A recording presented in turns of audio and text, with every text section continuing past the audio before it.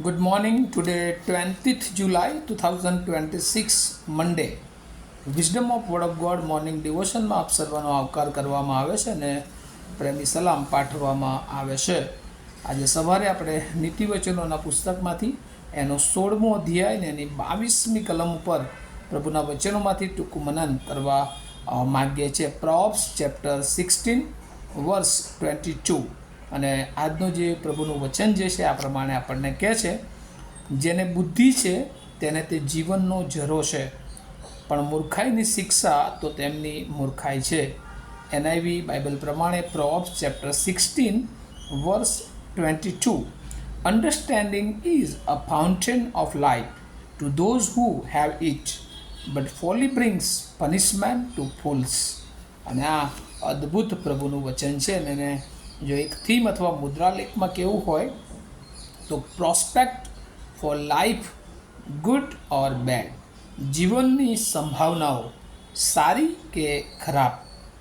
આ પૃથ્વી પર ઈશ્વર આપણને જીવન આપે છે અને એ જીવન એ બે રીતે આપણે જીવી શકીએ છીએ. એક સારા માર્ગ આપણે પસંદ કરી શકીએ છીએ અને બીજું કે જે ખરાબ, જે સારો માર્ગ નથી, જે ઈશ્વરની દૃષ્ટિમાં એ માર્ગે આપણે ચાલી શકીએ છીએ.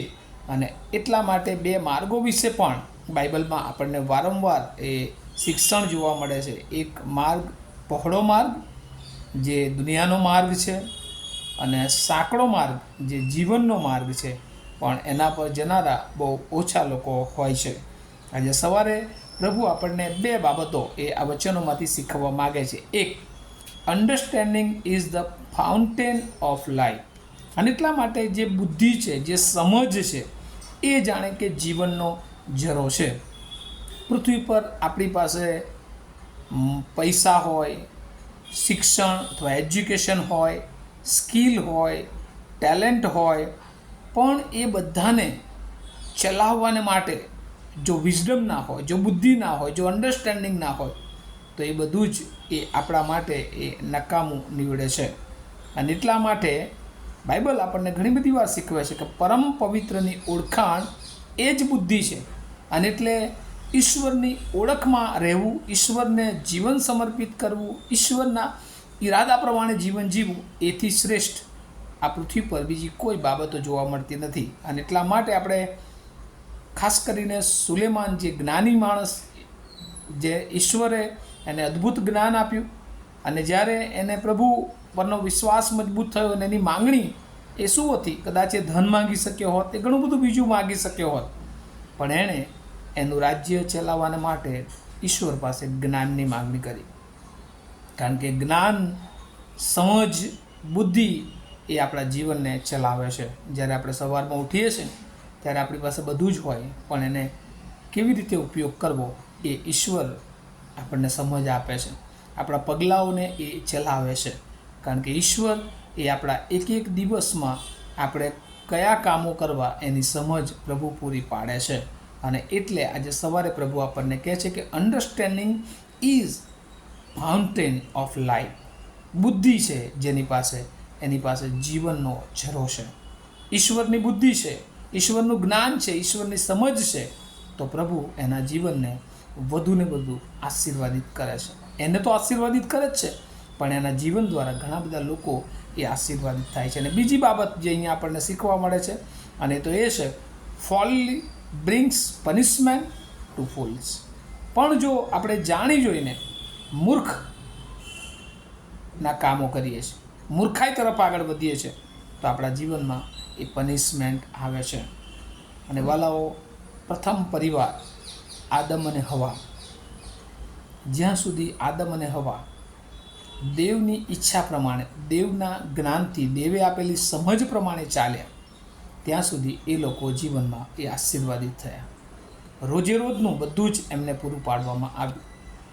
પણ જે દિવસે એમણે જુદો માર્ગ પસંદ કર્યો, ઈશ્વરની ઈચ્છા વિરુદ્ધનો, શૈતાને એમને ભરમાવ્યા અને એ માર્ગ પસંદ કર્યો, ત્યારથી એમના જીવનમાં એ પનિશમેન્ટ આવી.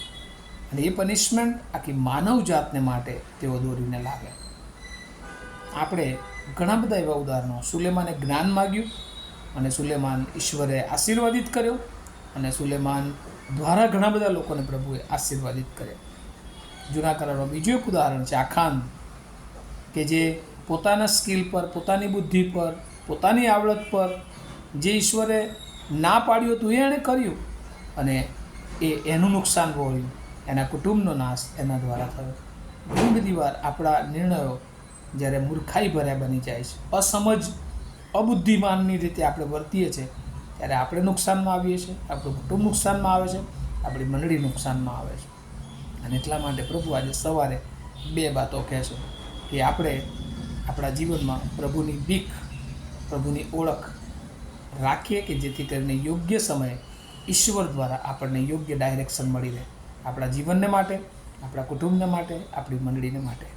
અને અસંખ્ય લોકો જેના માટે ઈશ્વરે તમને મને પસંદ કર્યા છે, એવા લોકોને આપણે દોરવણી આપી શકીએ. અને જો આપણે ઈશ્વરથી દૂર બીજા માર્ગમાં જઈએ છીએ, એ માર્ગ બહુ સારો લાગે છે, દુનિયાવી માર્ગ, બહુ ઝડપથી વૃદ્ધિ પામતો માર્ગ લાગે છે, પણ એ આપણને એક દિવસ એ નુકસાન તરફ લઈ જાય છે. અને આજે સવારે પ્રભુ તમને મને શીખવા માગે છે કે આપણે દેવના માર્ગમાં ચાલીએ, જ્યાં જીવનનો ઝરો છે, જે સમજ ઈશ્વર પાસે મેળવવાની જરૂર છે, એ જ્ઞાન આપણે માગીએ. અને આપણા માર્ગોમાં જો આપણે મૂર્ખાઈથી વર્તી રહ્યા છે, તો આપણા જીવનોને આપણે યુટર્ન આપી દઈએ અને પ્રભુને હંમેશા આધીન થઈ જઈએ, અને પ્રભુ આપણા જીવનને આજે આશીર્વાદિત કરે. આવો આપણે પ્રાર્થના કરીએ. અમારા જીવતા અને પ્રેમાળ ઈશ્વર, અમે ઘણી બધી વાર પૃથ્વીના જીવનોમાં અમારા માર્ગોથી ભટકી જઈએ છીએ, પણ આજે સવારે પ્રભુ તો અમને શિક્ષણ આપ્યું છે કે પ્રભુ તમારી ઓળખાણ, તમારી બીક, તમારી બુદ્ધિ સાથેનું જીવન એ અમારા માટે જીવનનો ઝરો હોય છે. ત્યારે સમજવાને માટે કૃપા આપો.